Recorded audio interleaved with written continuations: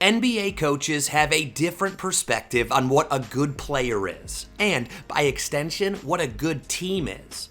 For a high IQ player like Nikola Jokic, he can become that coach when he's not on the court. Well, we've seen all of these injured stars for Denver. Very active through this game. Nikola Jokic coaching up Peyton Watson during that last time out. But when he's on the court and back to scheming against the opposing coaches, NBA coaches can't help but marvel at how good he is. Jokic does not dominate the way fans expect superstars to dominate. And it's not just with scoring, but with defense, intelligence, and a deep understanding of the game. And since the NBA coaches understand these more than anyone else, let's hear them explain why Nikola Jokic is crazy good. You know what gets tiresome is like the people criticizing Nikola's defense because he doesn't average 3 blocks a game. But if you really are a basketball purist and you watch the game and you see he's got some of the best hands in the NBA, bar none. I think he's top 5 or 6 in deflections per game. He breaks up passes with his feet. Michael Malone has spent years defending his former center against lazy narratives, and his explanation cuts straight to the truth. Here, he makes the point even clearer when he explains how Jokic actually wins on that end of the floor. He's never going to athleticize anybody, but he is going to outsmart you. Tremendous anticipation, great hands, and I think one of the most underrated defenders in the entire NBA. Golden State Steve Kerr saw it firsthand in a game where Jokic completely controlled the flow without needing to block a single shot. Yeah, I mean, it's a lot to ask of Draymond to guard him, the entire time out there. He's just, such a dominant force in every way. He's so smart defensively, had 4 steals, anticipated a couple of passes that he stole. The pass at the end to Gordon for the dunk, but I think with 2 minutes left I was kind of right behind him. He didn't even, I don't even think he saw him. He just knew he would be there. And so Jokic controlled the game, 16 assists. I'm willing to bet they don't lose much, if at all, when he gets 16 assists, because that means everybody else is going to. And once you understand how he defends the game with his mind, what he does on offense becomes even more terrifying. For the Nuggets coach, David Adelman, the real problem starts before Jokic ever puts the ball on the floor.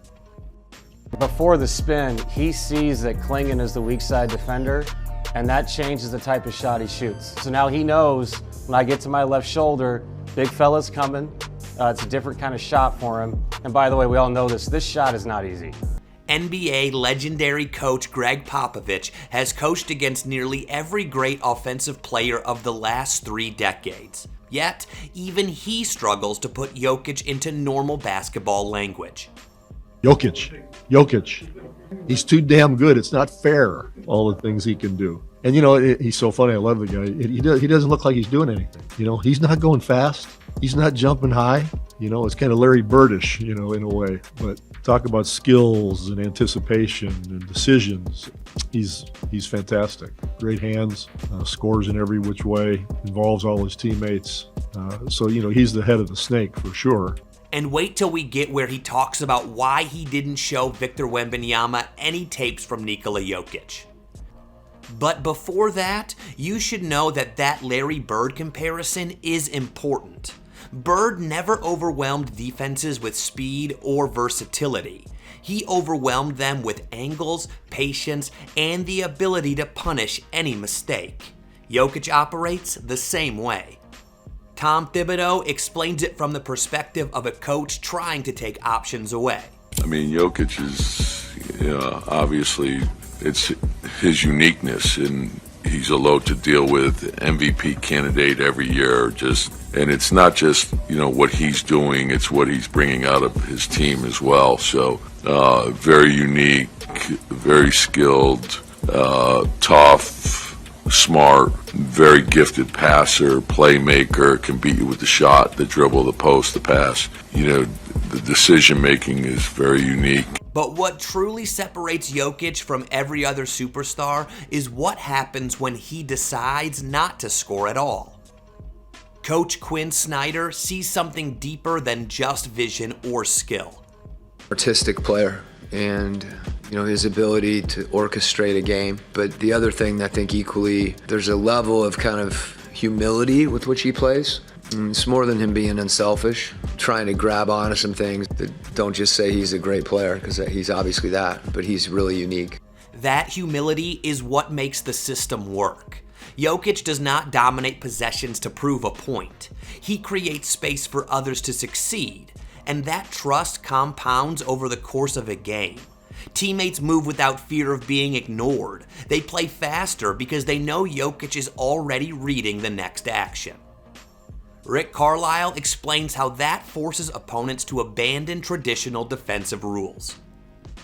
You know, so they do some things unconventionally because of his unconventional abilities and skills and talent. Those unconventional things are born out of desperation. Switching actions that should not be switched, doubling in areas you never double, pulling help defenders away from shooters just to survive the next pass. Jokic turns normal defensive structure into controlled chaos. Jason Kidd puts it in the simplest possible terms. It's incredible what, the Joker's career. He's a champion, MVP. You can list him as a center, but he's a point guard. He fills up the stat sheet. It's great that he's done. I just don't want the older guy to leave me. So hopefully the older guy stays right where he's at. But he's gonna get 108 or 107 here. The way he's playing, he looks like he's young. So, but it's cool. He has a chance to get a lot of triple doubles if he's healthy. That is why Jokic feels less like a star and more like a system. The offense does not bend around him. It flows through him. Every possession becomes a reading exercise, and Jokic is always one step ahead. To do all of this night after night without relying on athletic dominance requires a level of intelligence that coaches almost never see. Remember when I said that Coach Popovich refused to show Victor Wembanyama tapes of Nikola Jokic while he showed other big men to Wemby? Well, here's why. I don't think anybody can do what Nikola does. I haven't shown him anything. He's a one-off, amazing, fantastic phenomenon. Even NBA legend Popovich doesn't think it's possible for an alien to do what the Joker does. But that's just because Nikola Jokic's basketball IQ, anticipation, and decision-making don't seem like things that can be taught. You either have it or you don't. And that's what makes Jokic crazy good. There will probably never be another player like him. Steve Kerr said as much in so little words here. Obviously, Jokic was amazing. I mean, he just completely dominated that game and put us on our heels over and over again. But even then, it's the consistency at which he does all these incredible things that still blows the mind of his former coach. Michael, what was special about coaching the Joker? Ooh, good question. Well, I tell you, the things that always blew me away, Ernie, when you talk about Nikola Jokic, you can go through the numbers and the stats, the career year he had last year, 30 points, 13 rebounds, 10 assists, 1.8 steal, the numbers. But to me, I always marveled at the consistency. This guy continued to find a way to be great every night.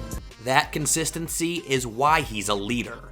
But that's not all, and NBA coach Erik Spoelstra points out qualities of Nikola Jokic that people don't often talk about. He has the cheat code, for sure. I think all those things you mentioned, but I think what people don't talk about enough is his competitive will and drive. I mean, he is extremely driven to win. And so that allows him, because of his skill set, to do whatever is necessary. He has an uncanny way of making the appropriate play every single time down. Spoelstra makes it even clearer when he talks about what Jokic forces opponents to become. This guy's an incredible player. Twice in 2 seasons he's been the best player on this planet. You can't just say, oh, make him a scorer. That's not how they play. They have so many different actions that just get you compromised. We have to focus on what we do. We try to do things the hard way, and he requires you to do many things the hard way. He has our full respect. That respect extends to every coach in the league. And as for NBA legend Rick Barry, everyone wants a Joker. I hope that more people who are growing up, these young kids, will try to fashion themselves after the way the Joker plays the game at the center position, because there isn't a coach in the league, I don't think, that wouldn't want to have the Joker on his team. When NBA coaches speak with this much clarity and agreement, it tells you everything you need to know. They see Nikola Jokic as a defender who disrupts without gambling, a scorer who cannot be schemed out, a playmaker who turns teammates into weapons, and a thinker who stays 3 moves ahead.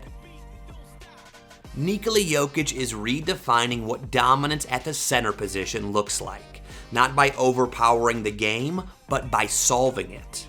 But do you think Nikola Jokic has solved basketball? Well, let us know in the comments.